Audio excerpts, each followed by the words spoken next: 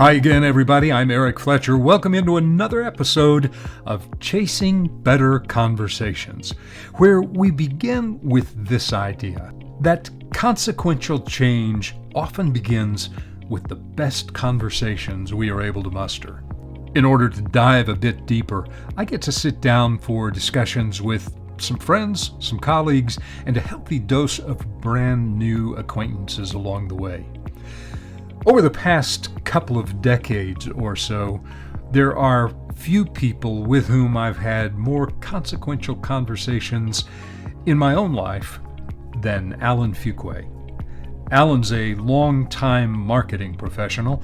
He has developed strategies and led initiatives in multiple industries for a number of different professional service organizations and has built marketing teams for 2 AmLaw 200 firms. In our conversation today, we talk about getting fired, about doing the firing, what it means to lead a team, what it means to be a team, and Alan reveals his 3 magic questions tool for productive personal interactions. He's been a client, he's been a boss, but I'm most grateful for the fact that Alan is my friend. So I invite you to sit back and enjoy a few minutes picking the brain of Alan Fuqua. Alan, it's great to have you with us, man. I've been looking forward to this for a long time. It's great to be here, Eric. I've had the pleasure of getting to hear some of your other guests. They're an impressive lot, so I'm not quite sure how I fit in with them, but I'm very excited to have this conversation. Well, that's a predictable response from you. Full disclosure, we go back further than probably both of us want to admit. We worked together for a long time and still collaborate and have some fun along the way. You know, the topic here is conversations, and particularly the idea that the more attention we pay to having better conversations, the more we're apt to move the ball in the right direction, whatever the venue might be. And it's easy to slip into conversational habits, easy to have conversations that go nowhere. But I'm interested, are there 1 or 2 conversations that just stand out as having been really important conversations in terms of where you have wound up as a person today? Sure, absolutely, Eric. I used to call it young man's disease, but now I'd have to say young person's disease, and rightfully so. In my 20s, I was incredibly excited about so much that I was doing, involved with, personally and certainly professionally. But what was interesting to me was how many times I was pretty clear I had the intuitive understanding at each moment of what made sense, how to go forward. And I was always shocked by how dense and stupid, the people around me, particularly the older people that I worked with, until as you know, and as those of us who have lived a few decades find out, you start making some mistakes, and those mistakes are absolutely about decisions you've made. It's really, really clear. Nobody else had a hand in that, and eventually. What taught me more than anything else was less conversations and more mistakes that said, Alan, there's some smart people around you, and you may ought to take advantage of them. And so I started thinking in terms of having a board of directors, not only for myself professionally, but personally. A lot of times it overlapped, a lot of times it matched. But there was a group of people, and this could be anywhere from 4 to 6 people that sometimes I got a few of them together. Sometimes I just made phone calls. But as I particularly looked at things in my life, and I would have a particular point of view that I thought was maybe going to move me this way or that way, I would run these things past them.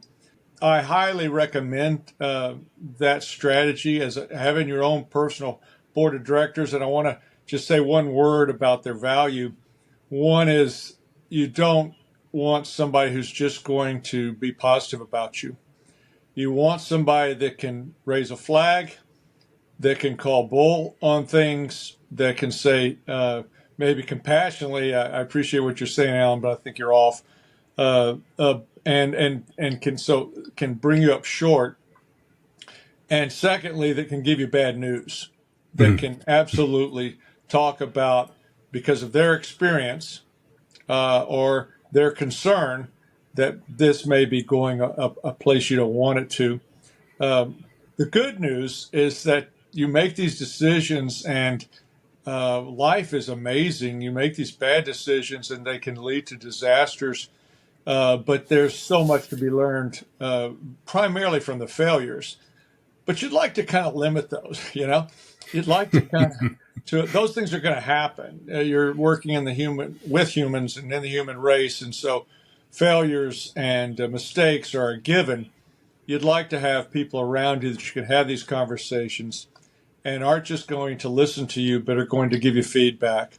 If, hopefully you are honest with yourself enough to ask questions, to say, what do you think about this? And they can give you feedback. Now, year to year, what became clear for a lot of my decisions, particularly professionally, was I was always looking at, am I having new experiences professionally? Did I experience something this year that I hadn't experienced the year before that and the year before that? And am I learning new things that I didn't know? That, to me, was the definition of growth. I didn't think in terms of financially growth. I didn't think in terms of the title. It was all about, what am I learning, both experientially and informationally. That my bet, and it really bore this out, was that this would offer me better and better opportunities, and certainly it did.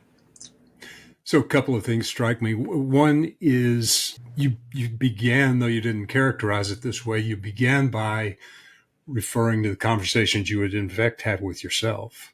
Hey, Oh, thank you. That's yeah, exactly right. yeah, yeah. That was one of the ironies, is that you're having these conversations, but they're with somebody that's not smarter than you.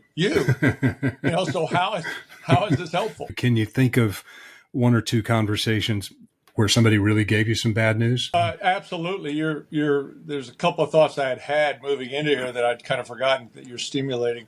One was a conversation with a gentleman that I'd gone to work with for a private office, basically what we'd call a private office today.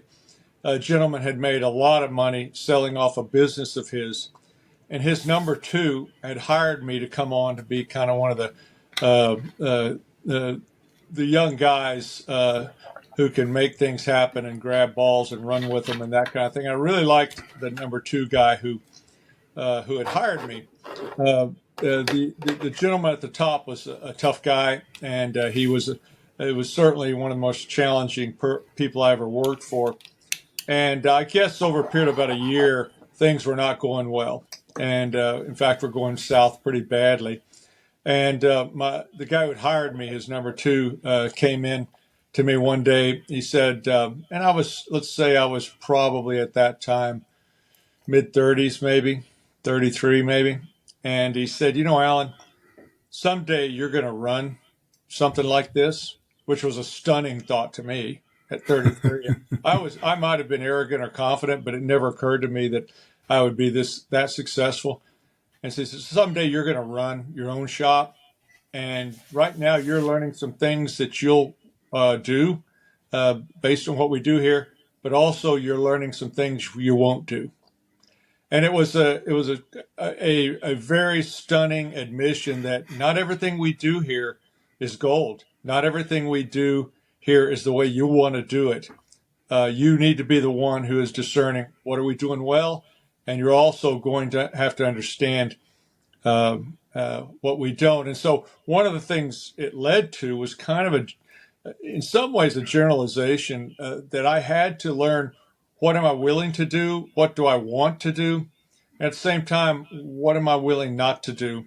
And that's not about, cleaning the toilets and that kind of stuff, although you do have to come up with that. But there's a lot more difficult things in how you're going to deal with people, how you're going to deal with your boss, how you're going to see your company, and then what are the standards you're going to set for yourself, and what is it you want to be about. and I thought that was a very helpful conversation for me. Yep, Oh, and by that's the cool. way, within a week they had fired me. Did he know that when he had that conversation with you, do you I'm sure think? he did. I'm Yeah. positive he did. And they actually moved me out of the office to one of their investments, which was a horrible job. And I did it for about a year until I moved on someplace else. But I had a family, I needed to support him. And so I suspect he did. And I suspect he was just trying to kind of show some confidence in me and help me think a little bigger than what was about to happen.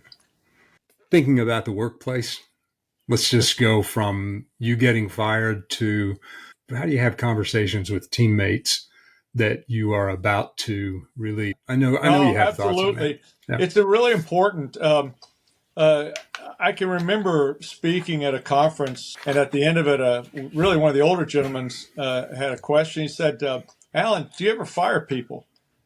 And it just hit me that he thought this was a valid question. I couldn't. It hit me that there was a lot of people in there, some of them peers, some of them maybe a step down, who didn't think in terms of that, and probably in my career I don't know that I've fired as many as I've hired, but I've fired a lot. And the firing is a difficult word because, with rare exceptions, these are not people that um, have been a terrible person. Incompetence certainly comes to mind on some people, but more than anything, all these people have gone on to great careers just because I decided you weren't going to work here anymore didn't limit their capabilities, and that's really important to understand that these kind of situations where you're cutting somebody, cutting a position, whatever, that is not necessarily going to limit their success. And so usually the way it works is there's just some dissatisfaction on my part, but I can guarantee you without exception the people that were fired when I had this conversation, I said, "Hey, right now it doesn't seem like you're very happy in your job," and that was always the case. They weren't doing well. They knew they weren't doing well. And I said, "I'm certainly not happy," and that wasn't a surprise for them. I said, "So let's do this. We're going to give you a month. We're going to see if you can turn this thing around and figure out whether you want this position or not. My sense is this isn't working, but I'd like to give you a month. And then at that time, I'll let you know and we'll move on one way or the other." And that's really been the conversation, once again, with the idea that there's always a chance that, a frank discussion that maybe that'll sober them up. I can tell you, not 1 in 10 ever turn themselves around. Mm-hmm. But those one, that's great, and for the others, they do have some time now to segue into their next position. And certainly, I wouldn't just cut them. I hired them, realized I'm part of the problem, is I made this hire, and so I didn't do a good job with my hiring, and so I'm culpable in this situation as well. So that's the conversation, and it's an important one. So really, really important. This is a human being. I've been on the other side of that desk, not necessarily that conversation, but you probably will if you accomplish anything in your life. I'll be real surprised if you're not on the other side of that conversation too. Stay in the workplace for a few minutes. What kind of conversations make sense for us to be having in the workplace? And we'll get to some problematic areas like uncertainty of the economy and all that in just a few minutes. But just generally, what kind of conversations make for a healthy workplace? Yeah. And if I could do a contrast to some things that I think are Sure. not helpful, as well as Yeah. some things that are helpful. For instance, the last 20 years of my career, and certainly it's a big thing right now, teams were really, really important. And I like the idea of thinking as a team and functioning as a team. At the same time, I think it's incredibly misconstrued what a team is and what it's composed of and what the dynamics of a team is. And so the conversations, particularly as a group and one-on-one, had better be about what's the job we need to get done, what needs to happen here. we tend to like our warm and fuzzy conversations these days. We tend to believe that if we optimize everybody's happiness and satisfaction, that we'll have good teams. And I can assure you, it rarely has anything to do with high functioning teams, nor does it make people happy. They can say they're happy, but having a good job doesn't mean necessarily that everything you're getting treated right all the time. It doesn't necessarily mean everything in the equation of employment is what you want it to be. It doesn't even really mean you have a good boss. It doesn't even really mean, and one of the biggest ones is chemistry. Geez, how's the chemistry on your team? I don't really believe in the importance of chemistry on a team. Hmm. To be alike, ironically, to be alike means you're not interested in diversity. You're not interested in different points of view. You're not interested in different backgrounds, and Yep. and and Yep. chemistry of that kind it tends to be being developed, based on those kind of things. So I think building these teams is going to come down to, do you help each other move the ball forward? Do you help each other Mhm. make it happen? What I've done and what I always look for, and relative to the conversations, is tell me, what do you think we need to do to move things forward? Not tell me what you think we need to do to have a better team. What do you think we need to do to feel better about one another? What do we need to do? Because people who have great teams are out there making things happen. We like to talk about winning sometimes, but that's difficult. Are we moving the thing forward? Do we believe in similar objectives, what we're trying to do? And in the context of that, that's where great teams come together. So the social bonding it's always fun to have a beer with somebody or an old fashioned, but working together is really where teams come together. And there's nothing like being in the trenches with a really difficult assignment or a really difficult person that we're serving, having to figure out together what are we going to do to make this happen. That's where things get bonded. So we have friends that are running teams today, and what are your thoughts about, with that in mind, with that backdrop in mind? What are your thoughts about conversations that set expectations, that sort of outline responsibilities if you go Sure. to that spot? Any Sure. thoughts there? Sure. And the big challenge is getting external.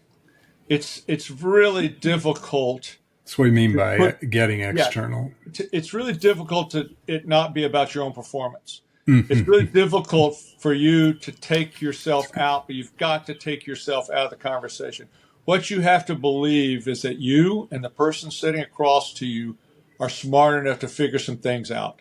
And it's always true. It's always shocking how much you guys can figure it out if you can get yourselves out of the way and get external. Who are we working for? Is it a client? Is it an internal client? Is it an external client?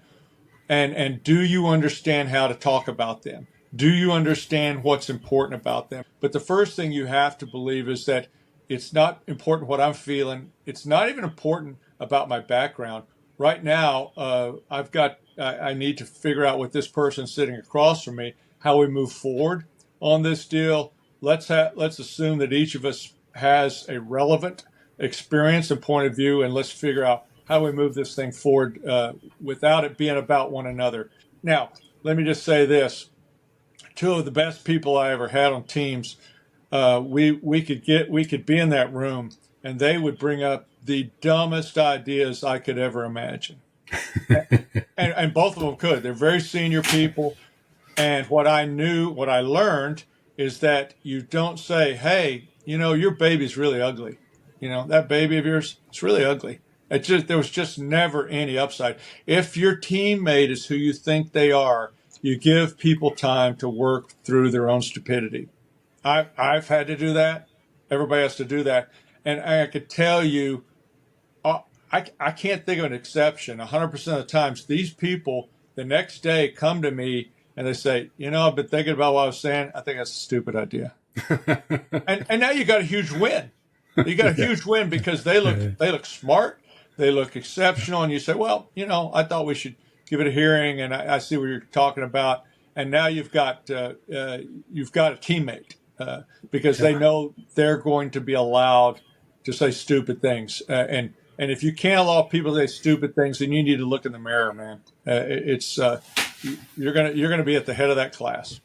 The more I think about this topic, the more I work with conversation. I'm a pretty big believer that the baseline for productive conversations, and again, we're not talking about the feel good, we all love each other, not that. The productive conversations that move a ball that's hard to move otherwise, those conversations always begin with respect. If I don't Yeah. come to the table with respect, then the chances that we're going to have, and by the way, it may not be mutual respect. You might not extend the same respect to me, but if I want to move the ball, I've got to start with respect. It can't be about whether you respect me. It just can never be about that.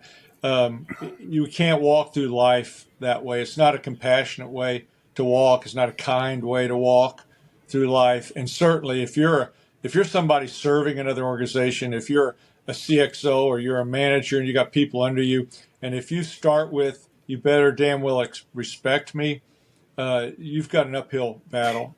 You've got an uphill battle for any relationship. If I want to have a conversation with you, it begins with me respecting you as a person. Exactly. That's what I was hearing you say. Yeah, as opposed to you better respect me, man. You know where I'm coming from. Exciting if you can do that. And so so one of the rules on our team, or one of my suggestions on our team is when you're going to talk to one of our internal customers or an external customers, I want you to care about them for 2 minutes. I want you to care about them. Because respect, it's like a lot of things. What does that mean? If I'm really upset and everything else, or I don't want to be there. So I first say respect is going to be defined by caring. And so I'm asking you, you've got to care about them for 2 minutes, see how that goes, and then you can decide where. I just have to get them started. And so caring, do you care about them for 2 minutes? If you can, my bet is that you're going to respect them. So I've got this little tool that I call the magic questions, and it's gotten some good feedback from I've done some writing about it and speaking about it. It's got some good feedback, and plus I've had a lot of fun for it. But once again, what I'm trying to do is take out the chemistry. Sometimes I can be a buffoon. Sometimes, gee whiz, how are you going to have a conversation with somebody who's different than you? Really different. A man and a woman, a 20-year-old and a 40-year-old, somebody from New York, somebody from Texas. How are you going to do that? So these 3 magic questions, and I'm going to speak about them in a business standpoint, but there's a way to do this in personal that can just open up lines of communication.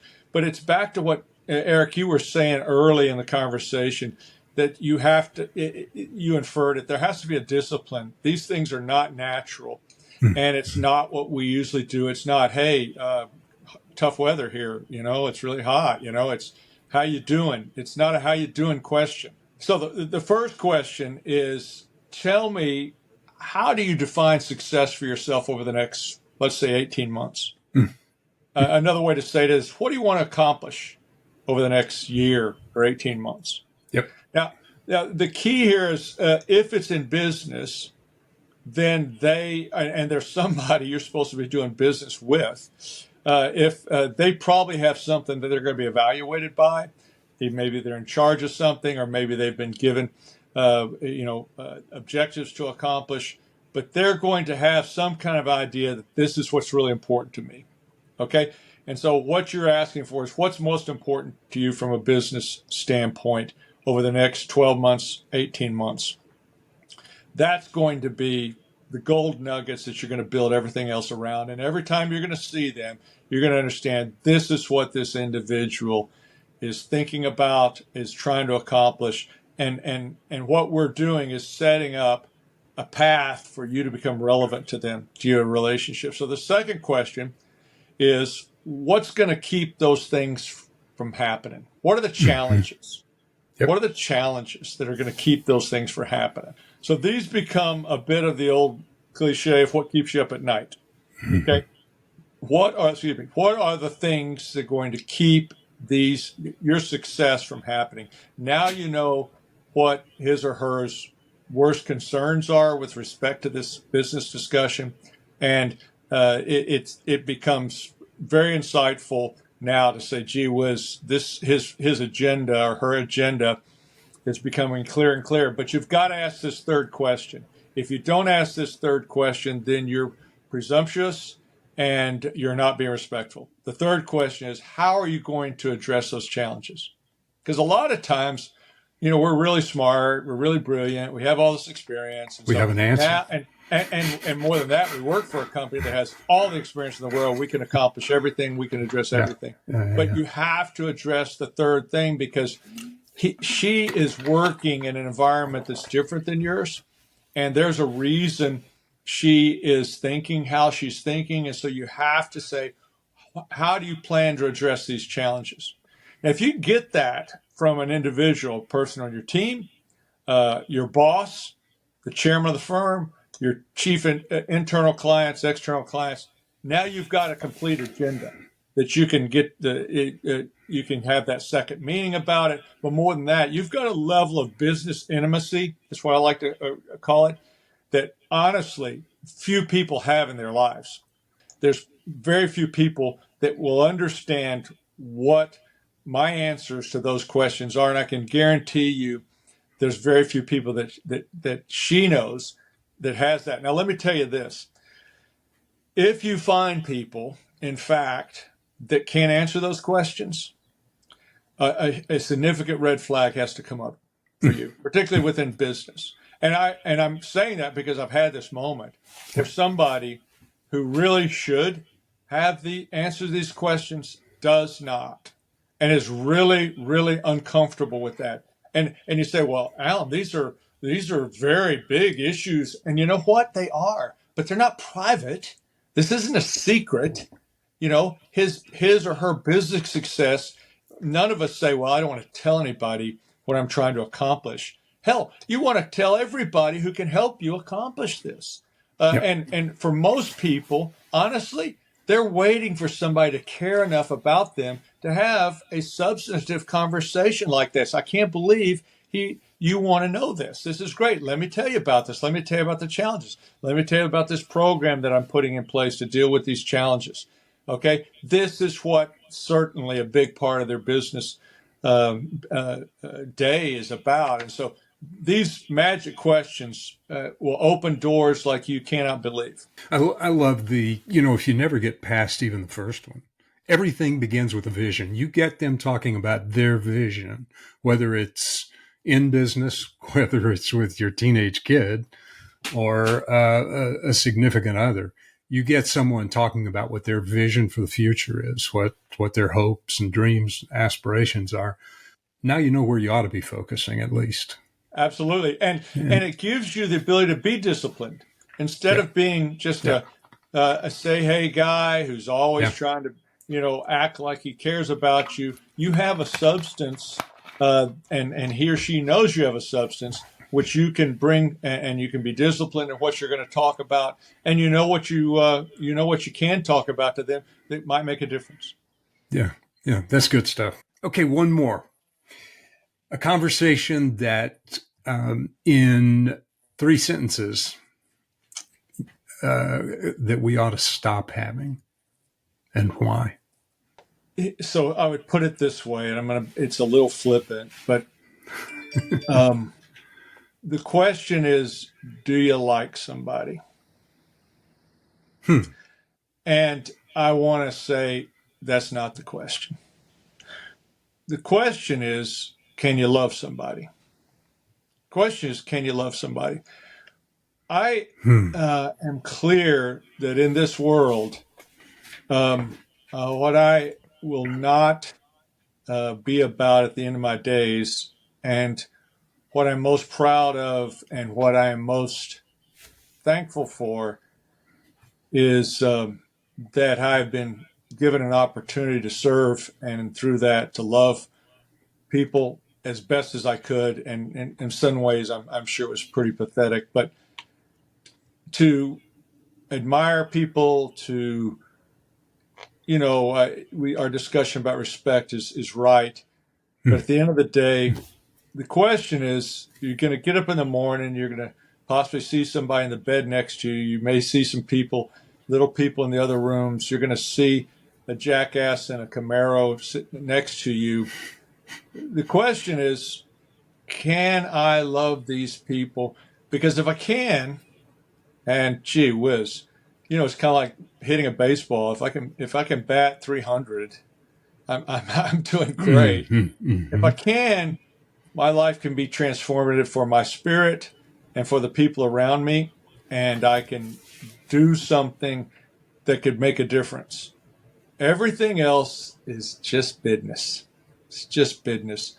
And whatever business I will have been involved with, if it still exists, which many, many don't, will not exist in probably another 10 or 20 years, and I'm sorry, it's just a way to grow corn and feed your family. It absolutely is.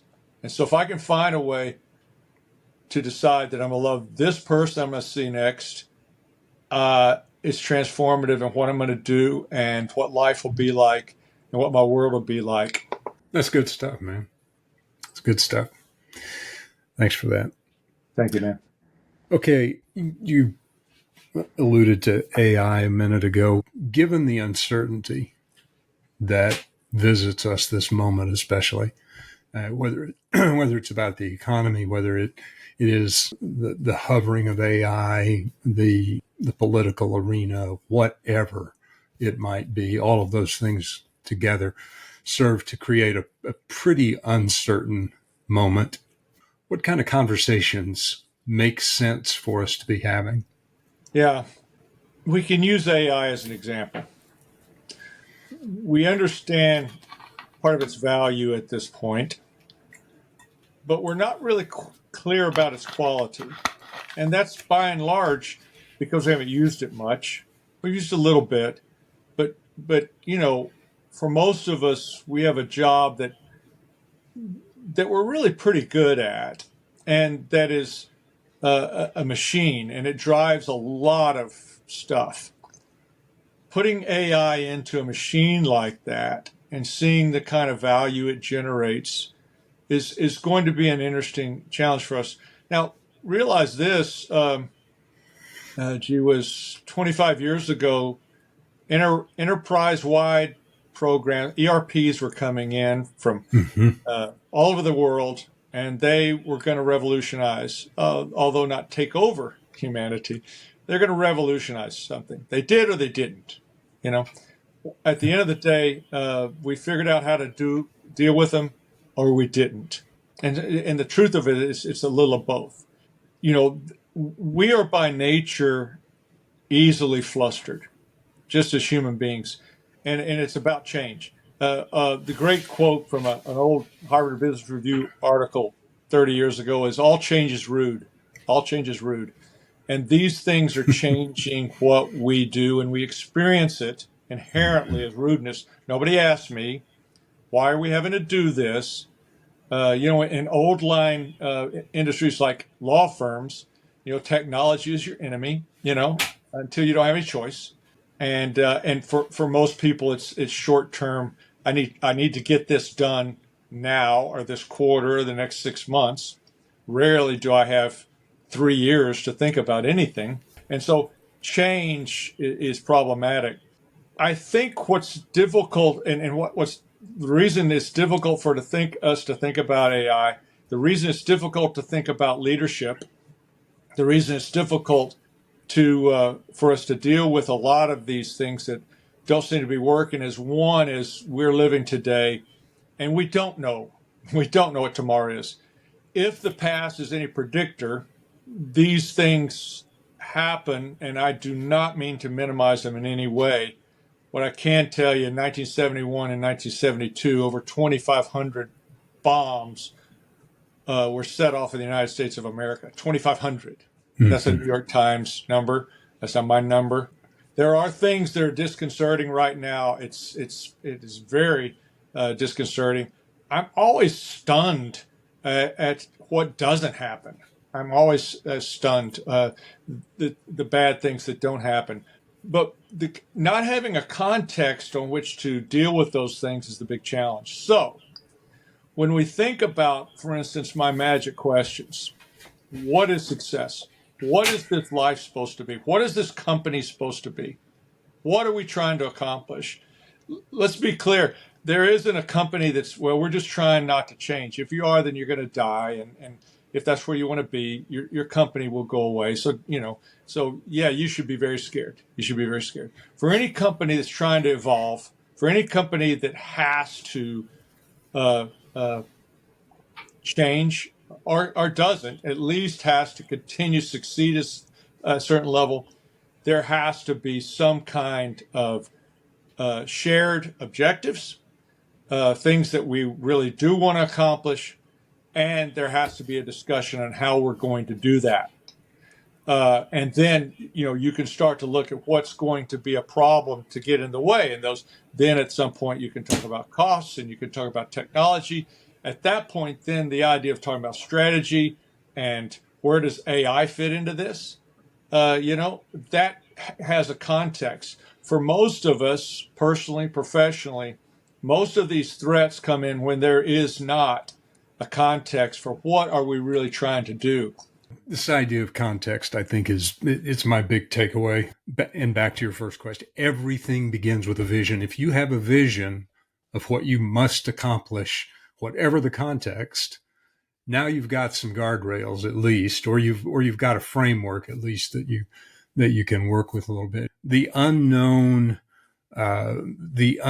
uncertainty, we're hardwired to worry. I mean, that's just the brain is about fighting for life. And if anything we feel that's infringing on that becomes something that we're going to worry about, that's where having that the answer to that first question, what is my vision? That's where that really makes. And if I could, just difference. 2 more seconds on this. Yeah, absolutely. See how it works is, so let's say you have that context. Let's say you've asked yourself these questions and you've got your answers. And now you've got this new boss and she is not giving you the respect that you want. Does that matter with respect to what success is, what your challenge is, and what your program is? Does that matter? I know it hurts your feelings. I know it hurts your pride. But gee whiz, welcome to the adult world. This is just the way it is. Do you have a context? Then I don't care about them. Okay? I'm driving down the road and jerk pulls in front of me. And for some reason, I decide this is the biggest thing in the world. This is going to make me angrier than anything else all week long. How could that possibly be true? But it is. Okay? I wake up and my 12-year-old boy and I go like this, and all of a sudden he's being disrespectful. Is that what it's about? Is I'm trying to make sure he respects me and he always talks with me? Maybe it is, but at least decide. Don't do it as a function of emotion and your own needs. And I am an incredibly needy guy, incredibly needy. And I've got to constantly remind myself, within my job, within my consultancy, within my personal relationship, where does love fit? Because love is never about what he does, it's about what I do. The last thing I want to say is, you're really good at what your job is. You're really good at it.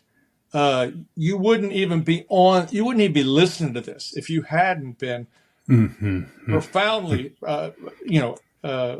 successful. And so just start there understanding I got here. I can continue with this. If I'm upset, have compassion if you're upset, have compassion on yourself.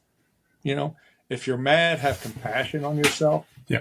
And see what your context is and try to move forward. It's easy when we talk about conversations to project an awful lot, to make it about how do I make this work with you?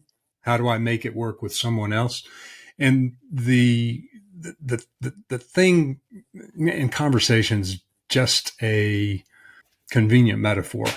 Back to your first question. First, do you have a vision for what the day is about? And then do you begin with respect? That's not about, do you respect me? It's, do I respect you? And then end with the purpose of any encounter is to build a bridge to another encounter. Yeah. That's cool. What it is. And if we recognize that, if we understand that, then the one other thing that you've made me think about that today is we need to think about a way to make it a bigger than the moment, bigger than this hour we're spending together, because great conversations are ongoing. The best conversations, I have enough discipline to not respond, not knee jerk, because I know there's just a moment. Yeah, it is. But how do folks that want to learn a little bit more, how else should people strive to get in touch with you? Yeah, I mean, I've still got my website up there. It gives you an idea of what I do and how I go about it. And there's some beautiful videos that a good friend of mine helped me put together. And it would be my great privilege and pleasure to help anybody with a word or two or a thought. The great thing in reaching out to me is I have experience, and I don't trust much knowledge that I have anymore. Because what I find is people like you are coming up with experience that undoes a lot of my knowledge. I can always talk about, well, this is how that worked when I tried this. This is what we've done in the past. This is what has worked. And then you may can find a better way. But it's always about, here's how I failed. Here's what did work. If that would be helpful to you on any number of corporate issues and marketing issues, boy, it'd be my pleasure to talk with you. Great. AlanFuqua.com. Thanks, man. Appreciate this time. Thanks for the conversation. And here's to having a good old fashioned in a few minutes. That's it, babe. Thanks. I always walk away from a conversation with Alan with plenty to chew on. My big takeaway today is how helpful his 3 magic questions can be in the pursuit of better conversations. I think it's a perfect fit. Thanks for lending an ear today. To catch every conversation we have, please subscribe wherever you get your podcasts. And until next time, here's to more respectful, honest, and productive conversations. By the way, before I forget, if you want to be picky about the way you're introduced, send me a paragraph or something. Whatever you say will be fine. Okay. That's a level of trust you may not want to extend. Okay, here we go.